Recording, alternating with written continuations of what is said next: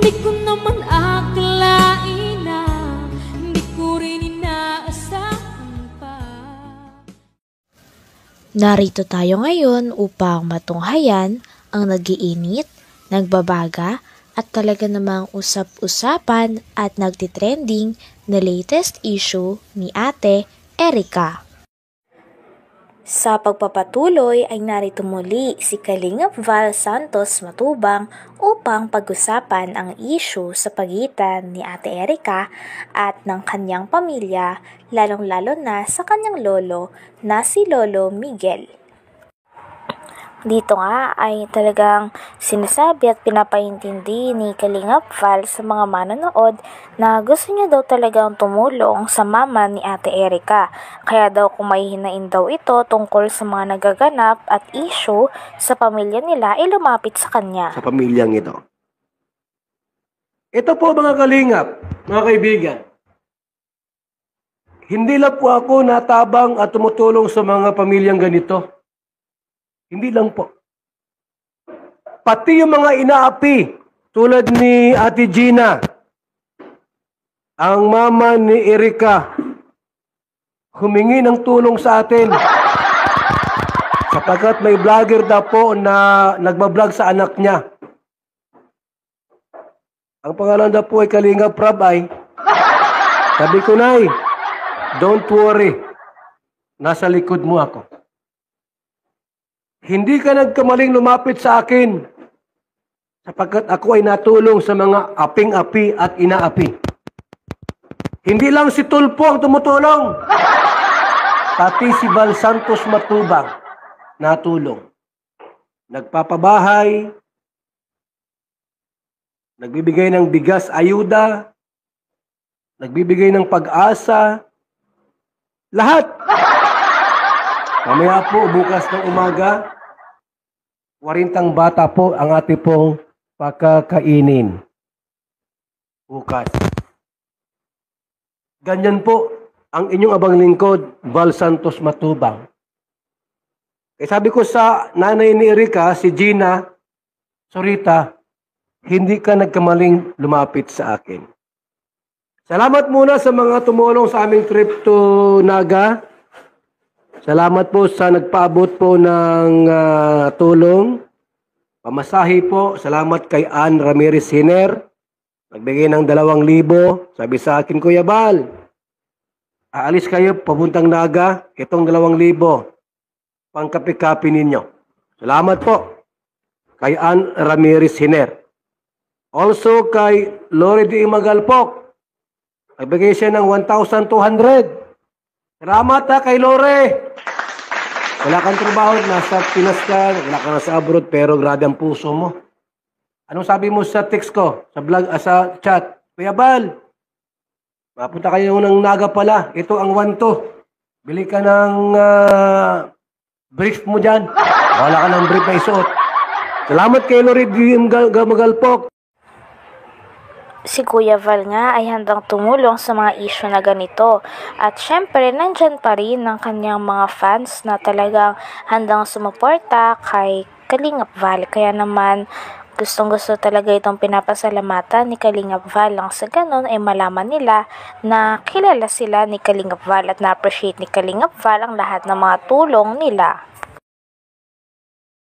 Salamat kay Lore. Wala kang trabaho, nasa Pinas ka, wala ka nasa abroad, pero grabe ang puso mo. Anong sabi mo sa text ko, sa vlog, sa chat? Kuya Bal, mapunta kayo ng Naga pala. Ito ang 1-2. Bili ka ng brief mo dyan. Wala ka ng brief na isuot. Salamat kay Lori Magalpok at kay Ate Christy po. 2,000 para sa panggasolina. Salamat po sa mga tumulong at alam ko po, nandyan kayo palagi para suportahan ang ating mga lakad, ang ating pong pag-iikot sa iba't ibang mga landing pads para tumulong. At kay Dolores Dumundon, salamat po Ate Dol sa 1,800. Bili kami ng ng 2 kilong pata ng baboy. Kinain namin, Ate Dol, masarap yung pata. Ha? Lasang baboy. Also po, nagbigay rin po sa atin, mga kalingap, ay talagang napakabait ito mga kaibigan, ha? Si Joby Miragmak. Salamat po. Siya po ay nagbigay rin po sa atin ng 1.5. Sabi niya, Kuya Bal, pang punta kayo ng SM, magkape kayo doon. Thank you so much. Sa mga lakad natin po, may mga sponsor tayo. Talagang napakabait po ng ating mga sponsors. Sila yung mga tumutulong po sa ating programa ay kung saan tayo, nandiyan sila palagi po sa ating mga lakad. Sa mga nagpakulay po, sa mga nagpakulay, thank you so much. Maraming salamat po sa mga nagpakulay sa ating live. Kay Aga Niembra pala, 1,000. Thank you so much, Aga Niembra. Bumili kami ng 3 kilong pansit bato. Pero, kasi uwi kami mamaya. Siguro po yung sa Biyernes, babalik kami ng Naga. Ano po, para ipalap namin yung aming na-vlogs. Salamat sa inyong walang sawang suporta po. Sa inyong pagtulong. At sa Team Marites. Dito nga ay pinapahayag ni Kalingap Val ang kanyang suporta kay Ate Gina na mama ni Ate Erica. Nagreklamo kasi ang mama ni Ate Erica na hindi daw binibigyan ng pera si Ate Erica ng Kalingap simula vinlog daw siya nito. Kaya naman sabi ni Kalingap Val na kung sakaling mapatunayan nito ay talagang handang-handa daw si Kalingap Val suportahan si Ate Gina na mama ni Ate Erica at magreklamo kung napatunayan talaga na totoo ang mga hinain niya sa Kalingap. Si Ate Gina, para lahat ng problema niya po, mga sumbong, sabihin niya lahat. At mareklamo tayo. Kay Tulpo.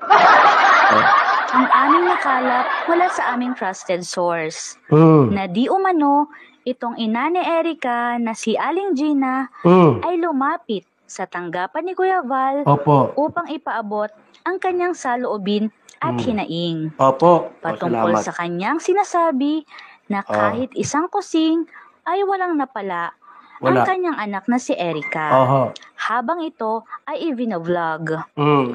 Sobrang napukaw ang damdamin ng ama ng Kalingap na si Kuya Val. Ako po'y napaluha po. Talaga sabi ko, kawawa naman itong si Gina Zurita, ang nanay ni Erica. Vlog kayo ng vlog dyan. Kayo mga vlogger kayo. Pero wala kayong inaabot ni 5 duling doon sa taong binablog ninyo. Ate Gina Pansa Zurita, nasa likod mo ako. Hindi ka nagkamali na lumapit sa aking tanggapan sapagkat tutulungan kita. Kaya nang malaman niya ang problemang ito, ay nakaramdam siya ng sobrang galit. Talaga po. Laban Grabe. sa mga tinutukoy nitong vloggers. Nais din di umano ni Kuya Val na tunguhin ang tahanan ni Aling Gina upang tulungang makamit ang inaasam at ninanais na hustisya. Ate Gina, bukas, maligo ka, magbihis, mag-make up, magpabango, pupunta ako dyan. Heart to heart talk, eye to eye. Walang lips to lips, bawal. Hindi pwede, may asawa na ako ay. Heart to heart lang. Lahat ng problema mo, Ate Gina, sabihin mo sa akin. Sabihin mo, mga hinaing mo. At akong bahalang mag-file ng kaso doon sa mga... Hanggang dito na lamang muna ang ating nag-iinit, nagbabaga, pinag-uusapan at talaga ng mga nagtitrending na latest issue ni Ate Erica. Maraming salamat sa inyong panonood. Hanggang sa muli. Bye!